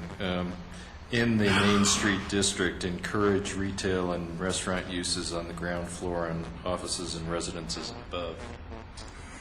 Is that? like, Well, it's still going back, sweeping it all into the whole district, all the way down to church. But it's not requiring it, it's encouraging it. I would be okay with that if we restrict it to Main Street, not the entire district. So. Or can we, can I make the suggestion of scrapping this one? I guess the only thing I'm seeing is, since we're only going down to the last one, and the last one doesn't say very much of an incentive or encouragement or whatever, and I guess I'm looking at the only way you're really going to implement and encourage is one through the changing of the codes, and it depends, the zoning codes themselves, the district codes. Unless you do something with this kind of a background or concept in the back of your head, you're going to lose it. So, and I guess I have to go from the standpoint, I like 2D only because of the fact of the district. Because it allows for things to occur, and it doesn't predict the market. It doesn't purport to control the market. This reminds me of what's That's one happening. area, and that's one area of town where I'd like to see that occur. This reminds me of the case, remember the case studies we did, of what's happening in Arvada, where the main street is the core of where everything's happened. They've allowed it, they've encouraged it to go down side streets, and to the extent it's mixed-use, retail, ground floor. I guess Parenthetically, it's been a year and a half since we looked at Arvada. You might want to go back and look at it. It's changed a lot. There are a lot more vacancies than there were when we looked at Yeah, it. I guess the argument for trying to concentrate it is to kind of concentrate that activity. So if you're saying you're primarily looking at retail and restaurant on Main Street on the ground floor, then you really get that concentration activity. If you disperse that, so it's on Alamo and it's south of the creek and everywhere else, it disperses that as a focal area, focus. And it gets tougher, I think, to say, this is a really active area. Craig, do you want to repeat your proposal? In the Main Street district, encourage retail and restaurant uses on the ground floor and offices and residents above. And I probably could be talked into dropping the district, but I think it's forward-looking.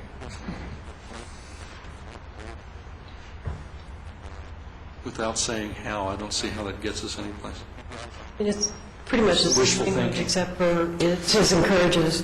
If you're not encouraged, yeah, definitely. I mean, I think if you require it, I guess you encourage it, you could get into, again, the parking requirements or something else. You could have a whole hierarchy of how you require parking to be provided, and less for those that actually meet something that you want. I don't know how you do it.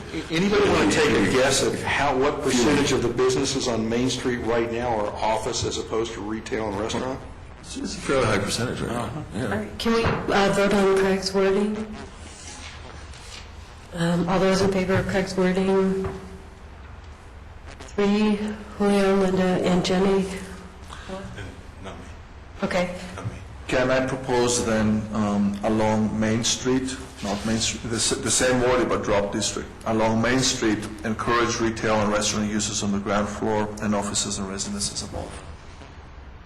Just limit that. Those in Sort of favor of there. that? I mean, that's a reality of what's there. I mean, that's not very creative. I That's think, what I'm getting at. you know, from the discussions we've had for the last year and a half, I think we all agree that active uses on the ground floor stimulates the appearance of activity, if not the actual activity, day long and into the evening in downtown. Having offices and residences above that, even, Tony, if you know, there are a couple exceptions to that, a couple of roof decks and that sort of thing. Sometimes a roof deck is going to be for a restaurant, sometimes it's going to be Denny Crane sitting outside having a scotch at night, you know, or a residence, you know, coming out for a barbecue. So We're all shooting for the same thing. The question is, how much does encourage really get us? If we don't have anything in the way of incentives or teeth or restrictions or whatever, it's just wishful thinking. let's vote on Paulus's proposal, and then if we want to come back and strengthen the language, we can just... If I make a couple of clarifications on that, I see the word encourage as providing a direction for incentives. I see the word locate as providing the direction for prohibitions. And that's what I like about encourage. The second thing is I see LU2D as basically providing incentives for what goes into the first floor, not necessarily limiting what may go to the second, third floor. So it's not a question that a restaurant shouldn't be at the second floor as much, first and second, as much as offices shouldn't be at the first. So to address Lower floors as Wait, opposed Craig. to above. And I guess this goes back to a little bit, the problem I have with the way it's been districted is the way that, you know, when you limit it to Main Street, I see the Main Street district the way I had originally conceived it to be, as including Alamo and the streets between Main Street and Alamo. And by saying Main Street, I think we're just limiting it to Main Street, am I correct? That's a little bit, I was thinking of maybe we want to include Alamo to it, but I don't want to move that south of Alamo. That's because Main Street District moves it to south of Alamo, which directly contradicts 2E. And I don't see why we would want to have a different character on the connecting streets between Alamo and Main Street than we do on Main Street. All right, let's vote on Paulus's language, and if we don't want to, if we want to add the word district, let's vote it down and then repropose it. Yeah, mine says along Main Street, so basically it's the same thing that Greg had, but just dropping the word district. So effectively, it's LU2D, but changes locate into encourage. Well, let me ask first, who approves the language change from encourage, from locate to encourage? Who agrees with that terminology? So Julio doesn't agree? Okay, and then now who would like to see district included in LU2D? We already voted that down. I think the next question would be if we want to extend this to Alamo and the streets in between. Right. Or what about, if everybody agrees with the whole statement, then? Yeah, that's what I think we just voted. I like the word encourage, but I don't like the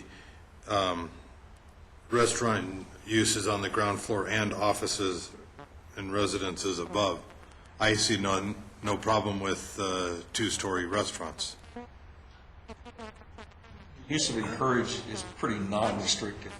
Yeah, and this does not restrict a two-story restaurant because it says above, right? I mean, what it says is that the restaurant should be on the ground floor. If it's on the ground and above it, I don't read that as restricting that. It's just saying you're encouraged to be on the ground floor instead of being on the second floor and an office being on the ground floor. Okay, so why don't we just go ahead and re-vote for LU2D, changing locate to encourage, and for that entire goal? So along Main Street, encourage retail and restaurant uses on the ground floor and offices and residences above. Right. Mm-hmm. Julio's not voting for it. And now we can move to 2E, direct new office development to the area south of Main Street.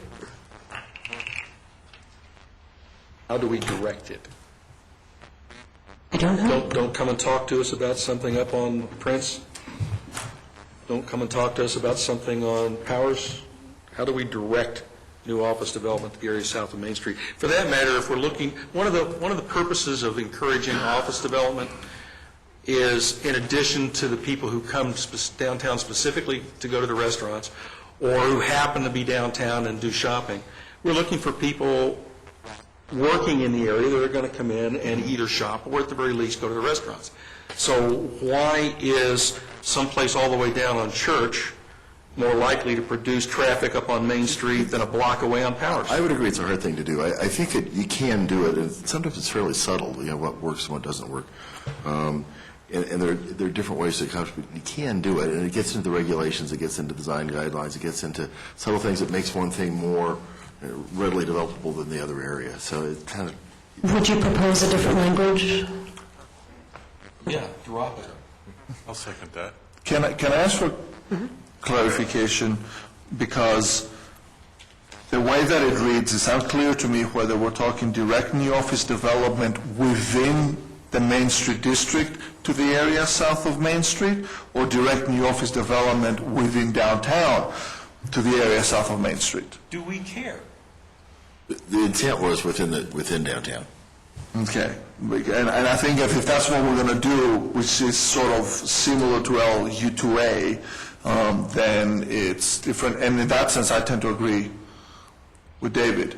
If we're talking about within Main Street district, we want the offices to be south. I guess it gets into back to the idea of, do you want districts to have different character? Because we talked about, you know, the Main Street district being predominantly one use, whereas the neighborhoods to the north being more predominantly residential in character, residential in use. If you want to diverge from that, if you want to go back and just say, you know, they can be the same, you can certainly do that. It's just that you're not distinguishing the districts as much as we thought you were attempting to do. So. Pablos and Julio? Well, in effect, if we approve that, since we struck down 2A, what we're saying is Main Street should have retail and restaurant on the ground floors, offices and residences above, and the rest of the Main Street district should be offices. That's what this would say if we approve it. I mean, that's removing the office, so it becomes the office district. No, just if you're going to do new office, the idea was it'd be more appropriate to do it south of Main Street than north of Main Street. It wasn't saying it's the only use in there. I think that we've talked to other places that these are all mixed-use districts. So. Julio? I was going to say that I would redirect the language to say new development to the south, to the area south of Main Street. And this is what I initially had, but I'm considering it, possibly changing it, but with retail as the primary and residential as the secondary. Then you're striking out office. Yeah. I don't like office. It's too single-minded. And the other thing to me is, like, we've talked about how do we draw more of ACC into the downtown. Creating a barrier of offices between ACC and downtown is not how we're going to draw ACC into downtown. Or a barrier of residential. People are going to go from ACC to downtown, A, because they have a reason to, and B, because the way of getting there is reasonably pleasant. It's only 2 blocks, people. I guess the question is, how much are you going to get and when? How much retail are you going to get? If that's the draw, and I agree retail is the primary draw, but it seems like you need to concentrate where you're getting it. Main Street, and if you want it on your primary north-south pedestrian route, which I think is a good idea, then encourage it on Curtis as well. So ground floor. But it's going to generate, it's going to fill in the cracks as time goes by. It'll fill in the cracks, but you're going to have some major holes. I mean, you're going to have, I don't agree with that, because 50 years of hole. I don't know if that's the case. Okay. I don't know if you're going to find somebody come in and do retail right across the street from the college. Right, I agree. I just don't see that. I do see, Curtis, like, you already have the pottery store down there that's trying to make a living. You have other folks next to the U.S. Post Office that are trying to make a living along, Prince. And all of them have their own uniqueness about them. So I do see that going over. It hasn't even, really, to some degree, it hasn't touched Alamo in any great stretch of the imagination as we have depicted and discussed here. Well, the intent of this certainly was not to say you couldn't have retail and residential down there. It just said that if you're going to have office, that's where it should go. But if it's saying the wrong thing, then we need to change it, because certainly the thought was all those districts are mixed use. I don't care, commercial, whether you call it office, service, retail, whatever. What determines where somebody wants to locate an office or a store or a consulting firm? First place is going to be visibility and access. And on a back street, and Nevada, because of the cut of Little's Creek, is a dead-end street. Nobody's going to locate a retail shop in there. Okay? Prince Street, Alamo, high visibility, high traffic, that's where you're going to get those kinds of businesses to locate. So just leave it open, you think? Sense to it. Well, I don't want to do that, but, every now and then. Can we get some proposed language out there? We have 2 minutes to finish this one. I don't think we need to say anything. I think people are going to make their decisions based on what drives them to choose certain locations. We're not talking about a huge area here. This is 4 blocks by 4 blocks. Wait, Steve? What about scrapping that? Yeah. So scrap that. So those in favor of scrapping this or deleting this from this plan? And I guess the follow-up is, do you want to scrap all the similar implementation strategies that have direction of land use? So, I mean, just to be consistent, you want to pull them all out if you're talking about encouraging a use in one particular area? I don't want to discourage it. I just want us to be practical about it. To say that the entire area south of Alamo is going to be commercial, when most of that area That's not what it is not says. conducive to It doesn't say that anywhere here. office. No, it says it's where you're directing new. It says direct. No. It says direct new development. That's assuming you get. So if I come in and I want to David, put an architect's David, office up on have you Prince read the rest Street. of this plan, David? Yeah, I have. Okay, and the version it talks from a about- week ago and the version now and the version 3 weeks ago. It talks about the mixed-use districts, and it talks about the fact that, that is a mixed-use district. They all are. Sure. Then it's not saying That's it's what the just. CA that's not- district Exactly, then it's not saying it's all office. I'm not What I'm following saying, you. it says direct new office development to the area south of Main Street. The only thought there was that if you're going to get office, that's if you want to encourage an office, that's an area where you want more office than You you do want. realize right now we have more office development north of Main Street than we do south of Main Street. Yeah, I do. Because of visibility, because of access to parking, because of proximity to Main Street. That's fine. I mean, So why are we going against the flow here? okay, that's fine. I guess the question then is, do you want to drop all the recommendations in here? No, I think we're asking for more specificity. We agreed on the Main Street. Okay. So it's not dropping all of them, it's just sort of that some of them are a little too broad. Okay. Has anybody looked at the Old Town Peoria revitalization plan? No. That our new Director of Community Development was a party to? They do a fairly good job of identifying what combination of elements in terms of streetscape, traffic, sidewalks, business or building alignments are conducive to what kinds of activities. For us to just sit there and say, encourage this, encourage that, without looking at the practical drivers for what development is going to go where, is less than we should be able to accomplish. And if you could think of things that are missing and potentially what we need to include in this area, I would, at the next meeting, we should bring those and discuss and identify them so that we can have something more proactive. Pablo? I think I'm going to take a little bit of what Julio and a little bit of what David, and I want to propose a possible language addition to actually the policy, LU2A. It says the land uses in the Main Street district should continue to be commercial with an emphasis on retail and restaurants and residential. So it just specifies the commercial bit in terms of if we want to give it a character. That leaves out everything but industrial. No, it does. Offices, I didn't say offices. Okay. Commercial means, you said commercial, retail. Commercial with an emphasis. I'm defining by commercial with an emphasis on retail and restaurant. So the emphasis So is, we need to move to our next agenda item in a... well, have we disposed of 2E yet? Yes. Yes, we have disposed of 2E, and then Pablo's, the next, well, Yeah. let's take some recommendations for the next meeting. And you recommend that we use... I think what I would say is if we want to have a character that defines the Main Street district instead of just commercial and residential. I agree with the commercial and residential is just this really broad and vague. So let's define what kind of commercial we're talking about in the Main Street district.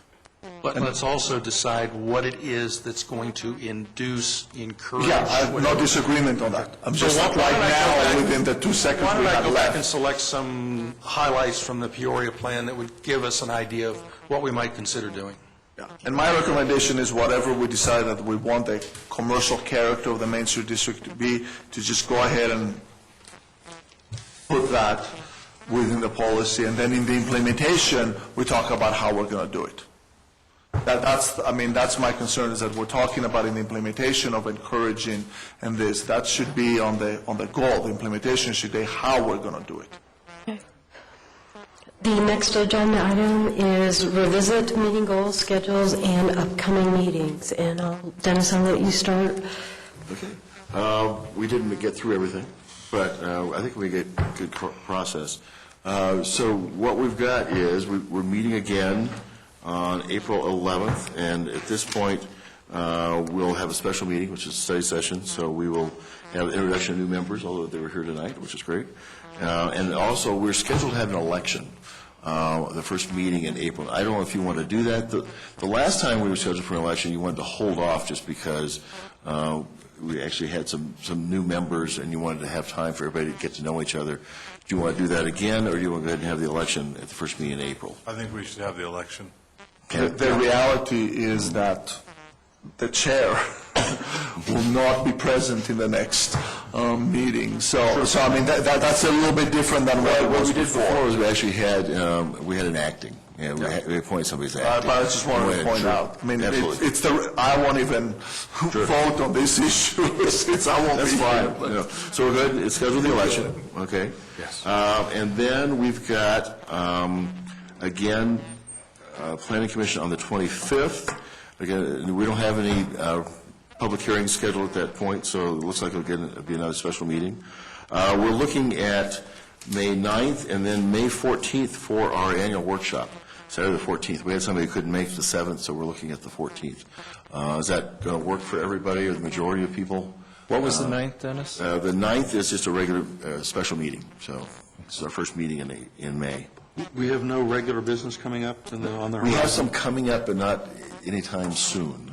It's kind of hanging out there, but it hasn't come in yet. So, and then annual workshop would be 9 to 4 on the 14th at the museum, and we want to talk. Probably at the next meeting, I think we want to look a little bit into what is an agenda. What would you like for the agenda so we can schedule things? So given the fact that we didn't get as far through this as we would have liked to tonight, and We we started would like here. to get the public hearing process, council approval done in June, that was the goal that was set. Right. Where do we need to be to finish these comments? And is there a way we could do it more quickly? We need to be in February. And do we need to schedule any additional meetings? I think that's the other question, yeah. If it sounds like it might help, I'll try and make sure that next meeting I come in, not just questioning some of these things, but coming up with specific suggestions. It would certainly help tonight, I think, to have that Well, specific it's just that language, yeah. I've made comments on virtually everything, Oh, sure. so. Yeah, no, And that's so so in endeavoring to do that, I'll also try and not waste time on things where it's fairly obvious I'm in a one-person minority,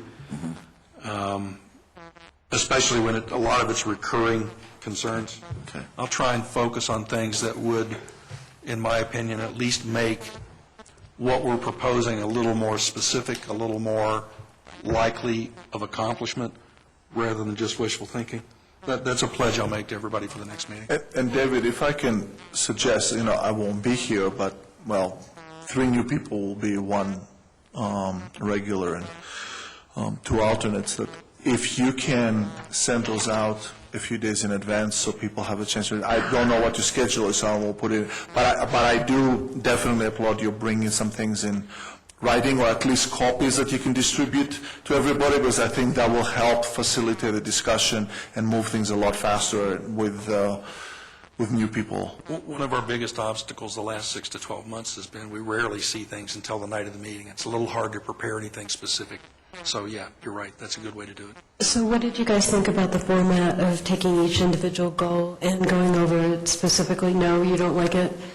If it's something like wordsmithing, a little word here or there, I think that's better done over email than agonizing over a little wording here or there.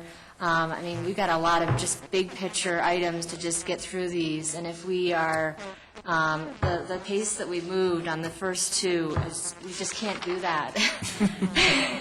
And if there are really big issues, we just need to come forward and identify them, and there can't be big issues on every policy and goal. And it's really got to be, I think we really got to, each of us, pick a couple that we're very concerned about and focus on that. And if there's other small things that can be resolved by feeding it to Dennis, or if... I think it's a great point, 'cause, again, with the schedule, you're going to have other opportunities to review this and revise it. So you're going to get comments from your public hearing, and you can go back and make those recommendations at that point. So this is not the last time. And again, it doesn't have to be absolutely perfect. It's going to be 2 weeks after this thing's adopted, the world will change, and something's going to be wrong in this plan. So get as clear as you possibly can, get the direct, make sure it's saying what you want it to say. I agree. But I think it's a good point that really big points are the most important things to go for, the big issues. I think the problem with the wordsmithing is you can't do it via email because you can't have a meeting that way. Okay. So then the issue becomes, I'll just say it from a staff perspective, it's really hard when you have one commissioner, one council person, one whomever emailing you and asking you to change something when you don't have the approval of the rest. So I think you either have to just give up on the wordsmithing and pick a few like Jenny talked about and just say, maybe it's not going to be the way I would have written it, but it's going to exist, or you're going to have to go through it this way. Because I don't see how else you can do it, because I don't think it's fair to Dennis to send him changes that one person wants, and then expect Dennis to present those. That's why we keep getting draft after draft after draft. So, in fairness to him, I think you guys as a commission need to decide how you want to do that. And if you want to go through it this way, then you need to realize that realistically you went through 2 today. And, at that pace, you really are going to be out in September or October. Even with extra meetings, yeah. I think we're going to find out. 2014. Yeah. Yeah. And I think we're going to find, as in the past, as we get going through this and get a pattern, we're going to pick up speed. We never have. Well, I think the And only we way... have, and then we stop and redirect our efforts and start over again. I mean, really, if you want to pick up speed, you meet Friday night at 5, and then you just keep going until you're done, because you'll be amazing how much speed you pick up around 10 o'clock that night. Like it or not, we're a deliberative body. Well, I know there's a tendency in this city to think, and city organizations to think of, all you need is a 4-3 vote. Well, if that's all we're doing, we're wasting the community's time. It is a deliberative body. Most of what we've talked tonight have not been wordsmithing changes. They've been, is it too vague? Is it too unrealistic? Is it not anything we can accomplish? Are we clear on what we're doing? then you need to decide as a deliberative body, that's how you're going to do it. Right. Okay, Pavlos? I think that, well, a couple of things. One is, I do think that the land use section is, as Julio, I think, said, the most substantive and the most important. So it should and it will take a little bit more time than some of the other ones. But again, I would just encourage people to, if there's something that you have strong objections with, come back with an alternate thing. I mean, my recommendation would be that if we want to move forward, try to, as much as possible, move to some degree with kind of motion and recommendation. Coming in and saying, I move that we strike, or I move that we rephrase it in that way, and come back with specific suggestions. And then the discussion is around specifics as opposed to the, well, should it be this or should it be that, and kind of goes on. We could also meet for longer meetings. We could meet till 10. You know, we could go from 7 to 10. I know, it's really hard. Jenny, you had something to say? One thing I think would be great to conclude, because we're not going to have Julio and we're not going to have Pablos here, is that if there's any of the policies that we didn't get through tonight, that you both have something strong that you want to voice, that I really would like to hear that before you leave. Parting shot? Actually, I would put the same caveat on us that I asked on everybody else. If we have specific wording for sections that we've done, that we submitted, it's a meeting open to the public. As citizens, we have every right to submit some kind of proposal and just kind of send it to Dennis or somebody and just say, you know, yeah, there are definitely some sections in there, particularly in regards to sustainability, that I want to have some comments in, and I plan to submit those, and just people can take them on. As an example, let me pass out what Jenny did. She actually did comments and sent them in, and I think they're two-sided here. But it's very helpful in terms of kind of, here's the direction. So you might look at this as kind of her comments for one thing, which we need to incorporate as well as a good model, I think. Just everybody keep in mind, it may sound like it takes a lot of time to go around the table and go through these one at a time. Tell me it isn't going to take as long to go through 8 of these on our own time. Right. So do we want to go through these individually, or do we want to adopt a different type of approach going forward?